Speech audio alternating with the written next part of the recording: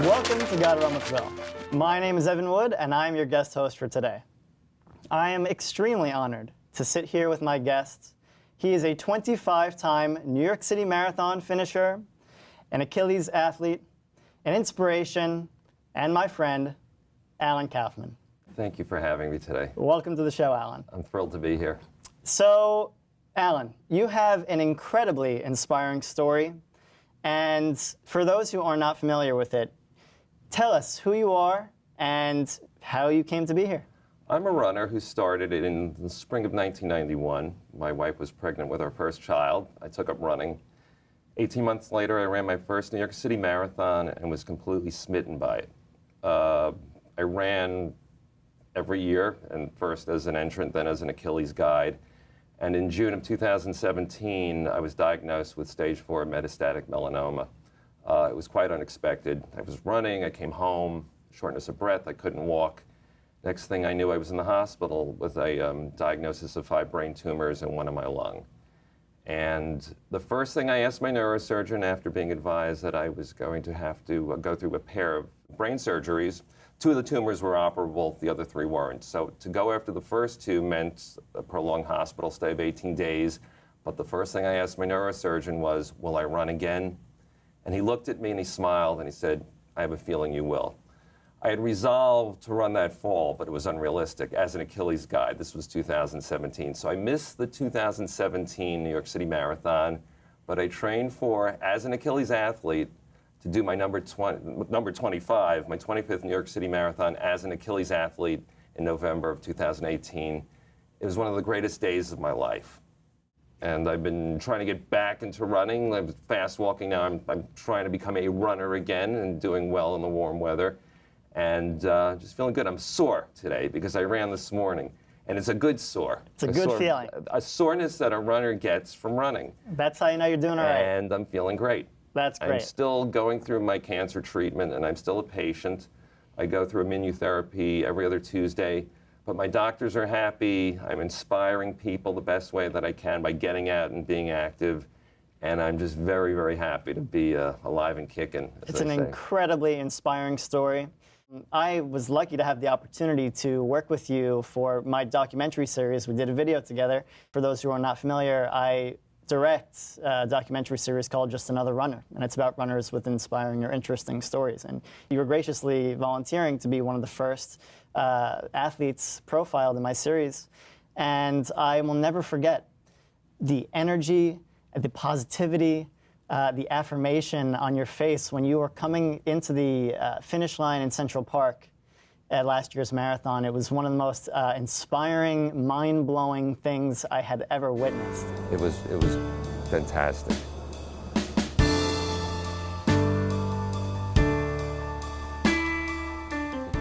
It was the toughest marathon of my life. I was in a great deal of pain. I had been out there for over 10 hours. But it was the proverbial lemon that was handed to me that I made into lemonade, and somehow I felt if I was going to be sick and dealing with this thing, that it was my mission to inspire others. And what better way to do it than to do the New York City Marathon? Yeah. And Achilles is a wonderful organization. They were terrific and supportive, and my guides were terrific. And you were, Evan. You met me on Central Park South in the dark. And I just felt that I needed to share my story. If I was going to do anything positive with this, it would be to get out there and help other people, regardless of their illness. It's wonderful. And this was not your first experience with Achilles International. You've actually been running with Achilles for many years as a guide.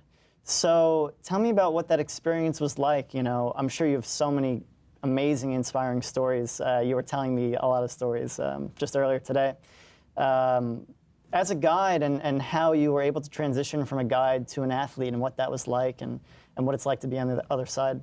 Well, my first 3 marathons were as an entrant, and I would see the Achilles athletes and their guides along the race course, and wow, this is amazing. What a great way to do the race and help somebody else. So honestly, the first year I didn't get in as an entrant. I said, I'm going to be in, this is my time to step up as an Achilles guide.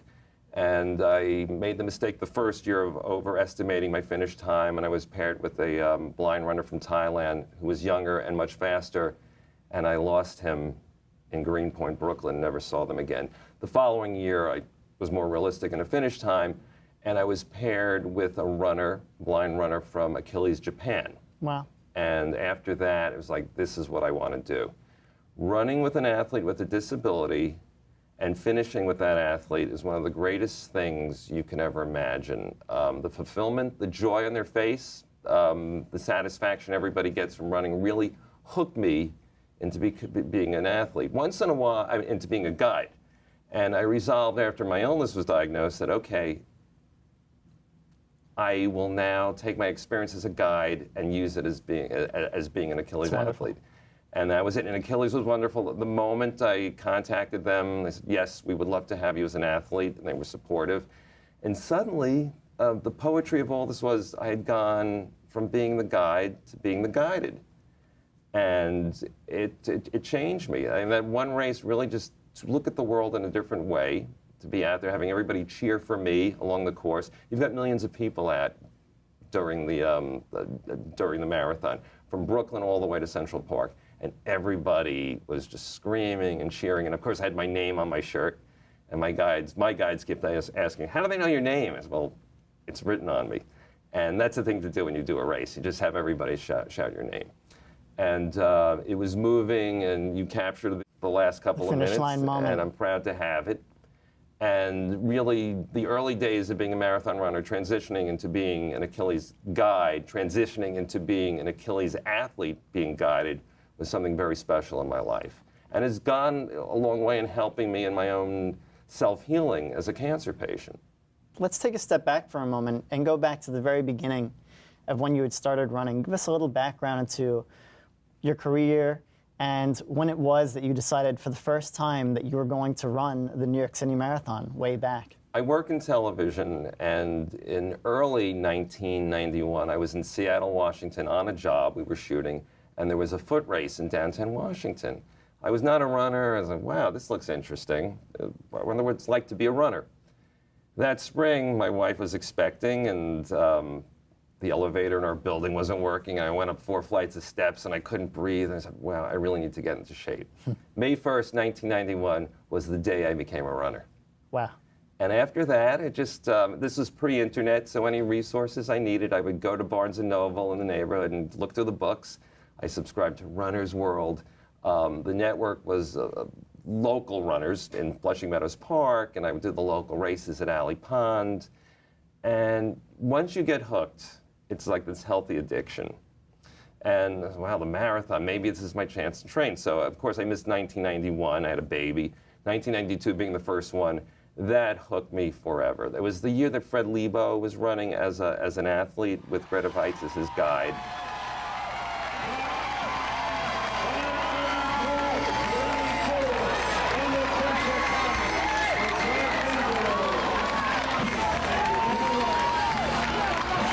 Fred Lebo running the New York City Marathon, a New York Roadrunner's great moment.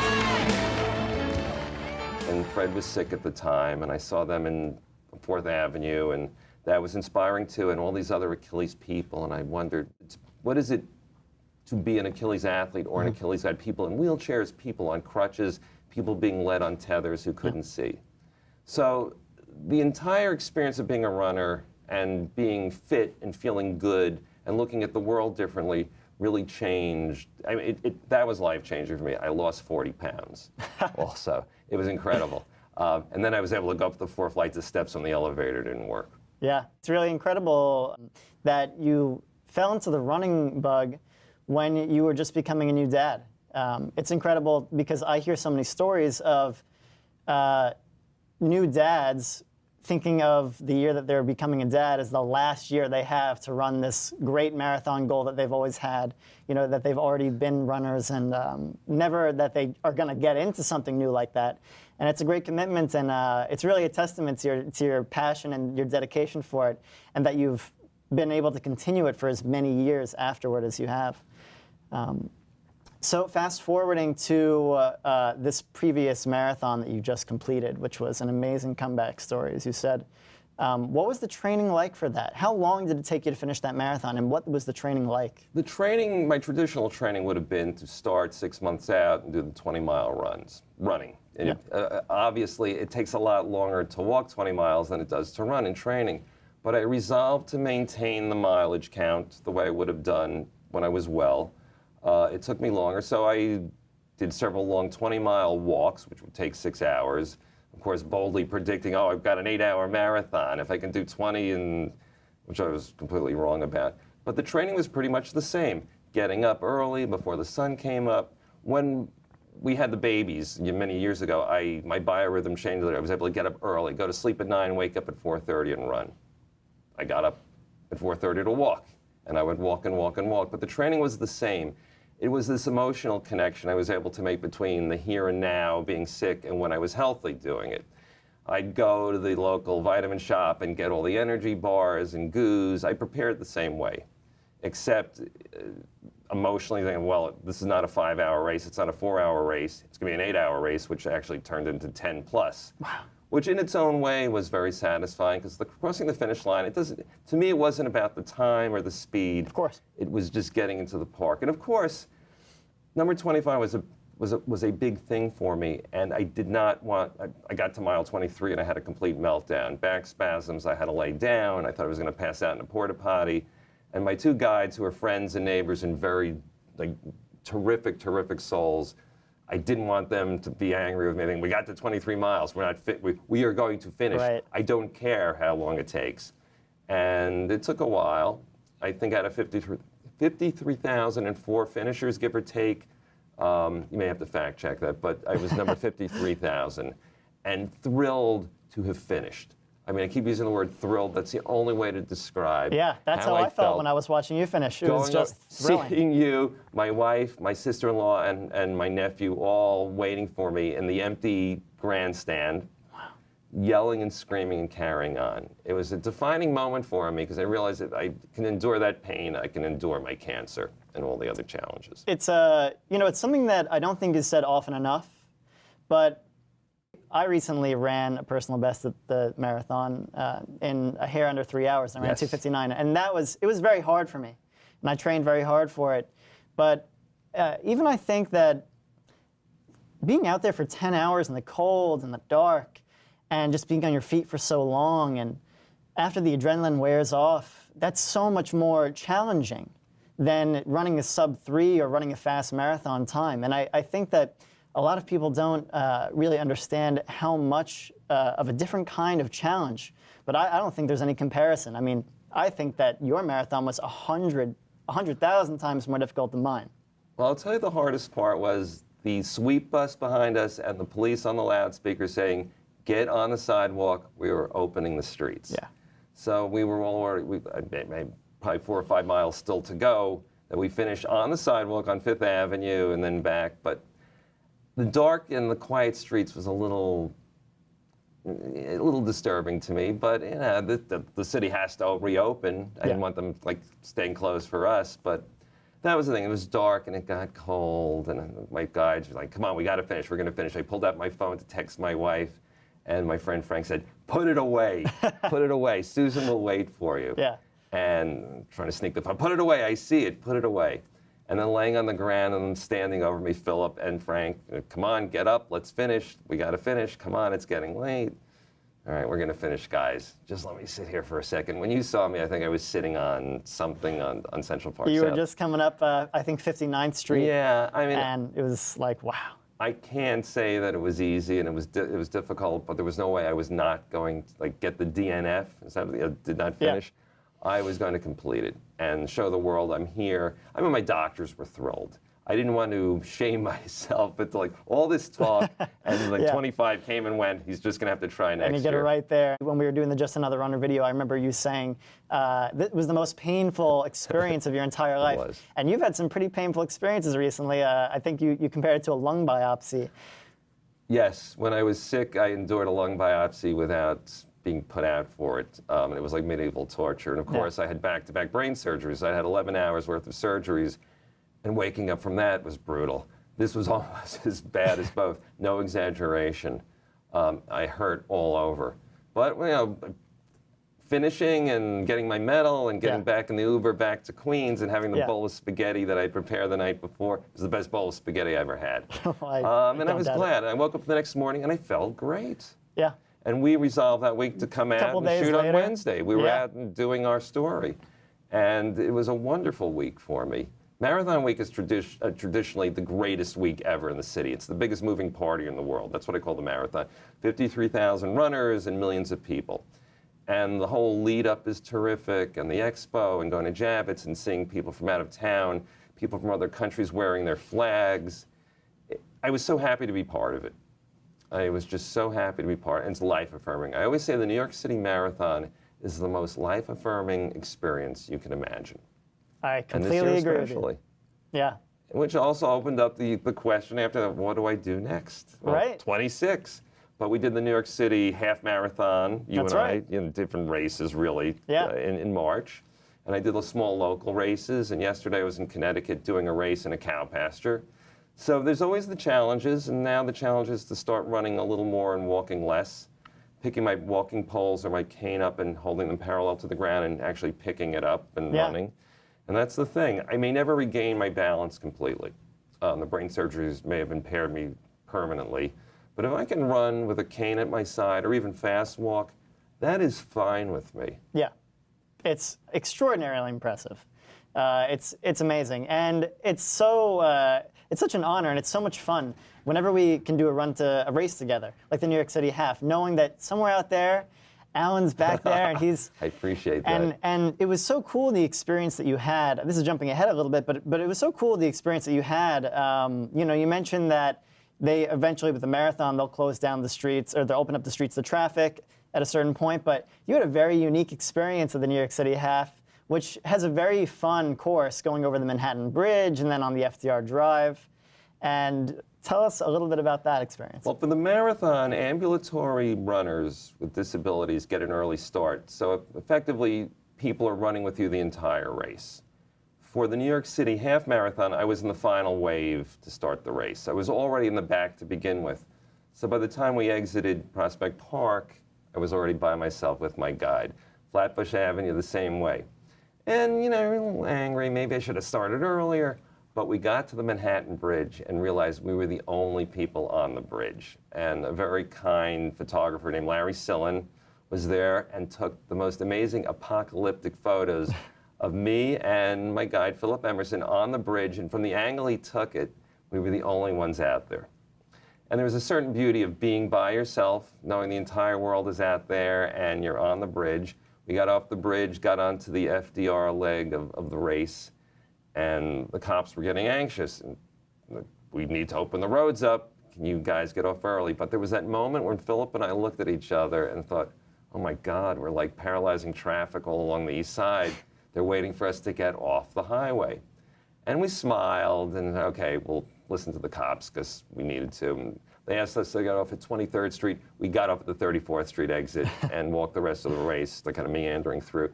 But that certain beauty of being by yourself in a unique opportunity, probably once in a lifetime. I mean, how often are you on the FDR by yourself? The FDR Drive. How often are you on the Manhattan Bridge by yourself? Never. And the pictures Larry took were just phenomenal. And as angry as I was about starting and being in the back and all the other stuff, kind of disappears when you look at these photographs. Yeah.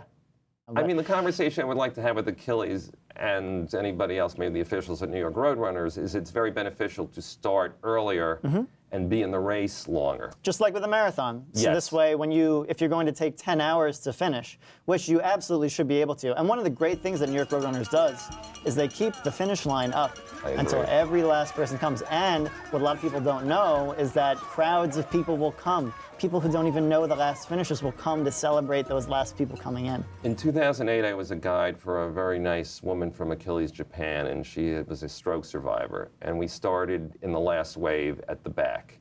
And being a visitor to New York for the first time, she wanted pizza. So we stopped for pizza in Greenpoint for 45 minutes, an hour. And I'm looking out the window, and now I see traffic. They've opened up the streets to traffic. We're still in Brooklyn. And because of the danger of going to the Bronx after dark, the police wouldn't let us do the Bronx leg of the marathon. So we made up for it in Harlem. But we got into Central Park, and two people dressed like pandas came dancing out of the woods and circled us and danced. And it was magical. They were like fairies, like magical fairies dancing. And I let my athlete and the other two Japanese guides finish in front of me, and I took a giant step, and I was the last person to cross the finish line in 2008. But there were people there waiting. And our bags, our checked baggage was all lined up nicely at the finish line. And there were volunteers waiting for us to come across. And this was maybe 12 hours later. Wow. But I will always remember that there were people waiting for us in Central Park at the finish line. And I'll always just that's a moment to remember. That's wonderful. It's wonderful. And of course, 10 years later, it was almost me. You were almost the very last person as an athlete. I was happy to finish, and I'm friendly with the woman who finished after me, Barbara Brown, who's fantastic. And I saw her yesterday, too, and we laugh. And Barbara, we were like in the top 10, not the bottom 10, the top 10 finishers. And it's astounding when you think about stuff like that you did it and people were out there being very supportive. That's so cool. I want to talk a little bit about Achilles Queens. Now, you have an Achilles Queens YouTube channel, and you guys train every Sunday in Flushing Meadow Park by the Unisphere, which is one of my favorite spots in the city. And you go every week or every other week with your camcorder, and you document the training runs with them. And I was lucky to be able to attend one of these group runs when I was working on the Just Another Runner video. And it was such a lovely time. It's such a lovely group of athletes and guides together. And tell me about that experience of that group and being a part of that group and what goes on. Absolutely wonderful. As I said, when I got sick and joined Achilles, I became a member of the chapter in Queens, run by Wendy Paff. They are the most loving, caring group of people you can imagine, guides and the other athletes. It is like a family. We meet every Sunday in Flushing Meadows Park, and we work out, and we do races together. And because I am a video maker by trade, I'll usually bring a small video camera and just shoot maybe half an hour's worth of video that I cut down into a 2-minute piece, and then I post on the Achilles Queens YouTube channel. And it pretty much just documents the fun we have, the silliness, the love, and the fact that guides get up on a Sunday morning to be with us still amazes me. Yesterday, we went to a race in Connecticut, and the guides were all up at 4 in the morning to meet up, to go in the rain, to run in Connecticut, just to give you an idea. But I love to document things, either through pictures or video says a lot. And they're fun to make and fun to watch, and everybody will send me pictures that they've taken that I kind of work into a slideshow. Achilles Queens really was the thing that saved me in those first months after being sick. To be there and, hey, come on, we're gonna do it. And there I was with my walking poles, and the first workout was in freezing cold weather. It was Christmas Eve day 2017, my first time as an Achilles athlete. And they were up and waiting in the cold, and it was glorious. Wow. Glorious, absolutely. I get very emotional when I talk about it. Yeah. But they did a lot for me, and they do a lot for other athletes who are part of the chapter. And I love them. We encourage people who want a guide to come and be part of it. It is a wonderful group, and I felt very fortunate to spend some time with you guys, and I hope to spend some more time with you guys. You're invited, Evan, either as a guide, a runner, just to hang out and thank you. Be with us. I know that the chapters in Brooklyn and Manhattan are equally wonderful, but I'm lucky to be in Queens. I'm a Queens guy, born in Queens, and to be there with the Unisphere and just going to Flushing Meadows Park on a Sunday morning, rain or shine, is just a wonderful thing. It's the 90 minutes of my week, give or take, that I forget all about my other woes, being sick, what am I going to do about work, and the future. When I'm with Achilles, I'm in the moment. Yeah. And we just celebrate life. That's the best way to put it. It's just it's a celebration of each other, of dedication, of being born with a particular challenge that you overcome. Yeah, it's fantastic. Absolutely fantastic. Yes. So I'm kind of curious, in your fight against cancer, what you're still dealing with. You had this great sign on the back of your shirt during the marathon, Cancer Warrior, and you are a cancer warrior. And you spoke about this before with me, but I'd love to hear your thoughts again on the parallels between fighting cancer and training for a marathon, what that's like. I got sick It was cancer, and it was metastatic cancer. And I was told, quite honestly, by my oncologist, you are going to be living with this for as long as you're going to live with it. So that, to me, was being a warrior, fighting. When you're a warrior, you're fighting whether you know you're going to win or not. And that is me. I don't know where I'll be in a year. Will Marathon 26 happen? I will fight this for as long as I'm able to, as long as I have strength and feel good, or maybe not so good. But that's what a warrior is to me. So when I was putting my name on my Achilles jersey, and I'm a warrior. I'm a thriver and I'm a warrior. Thriving meaning I'm out and about and doing. A warrior because I'm constantly fighting. It's not the first thing I think about when I wake up in the morning, but once I've got the coffee going and I'm caffeinated, I'm out for another day of fighting. That's great. And what advice would you give to someone who's facing a similar diagnosis, who maybe isn't even a marathon runner? What is the key? What is the thing that you found that has helped you just keep going? When I get out of bed in the morning, I pull the blinds aside and I look out the window and I think to myself, every new day is a gift. Simple, but so eloquent. Yep. That's great advice. The gift of a new day, and that's what keeps me going. You never know what the day will bring. That's right. You can be walking by an apartment building and an air conditioner can fall out. And Yeah. I got cancer. It gave me an appreciation for life I did not have prior to being diagnosed. And that's the other gift. Things I never thought about now are just, even walking through Central Park coming here, I was looking at the flowers and the trees, and it was extra special. The simple pleasures of life. And knowing you, Evan, has been extra special, too. I mean, our friendship and our working relationship, it's been great. Likewise. Right? I probably would not have met you, and I would not be sitting here right now had I not been sick. That's a gift in its own way. Well, being able to, hearing that from you makes me feel really, really great. And, it's the lemon into lemonade. Yeah, exactly. And look, I mean, doing this documentary series that I've been working on and meeting you and having you be a part of it and hearing your story and hearing you, the way that you reacted when I told you about the name Just Another Runner and how you felt about that. For me, it was almost like it was the ultimate endorsement that you felt so strongly about the name for the series. And for me, I was just like, wow, like I feel like I'm really doing something meaningful with my skills. And all of this, is not for nothing. I'm not just going to sit around trying to write some script for forever and ever. I've found the thing that I can really, that can be really gratifying, that I like to do, and that I it's just a wonderful experience. Things work out in wonderful ways if you look at them the correct way. Yeah. I've been filled with a whole new philosophies, but that's really how I feel. Is I'm here. Before the medication I'm on came out of clinical trial, it would have been 6 months for me. So I'm doing immunotherapy, feeling great. Marathon 26 I'm preparing for, and maybe I'll see you out there this year. Maybe I'll run right by you. I will definitely see you out there. I hope to see you out there, definitely. Okay. And on that note, thank you so much, Alan. It's a pleasure as always. I look forward to our next walk. Likewise. And maybe a little run. And I would like to thank Will Sanchez and the Manhattan Neighborhood Network for hosting us. Yeah, so really wonderful getting to talk to you. This is fun. Thank you. My pleasure.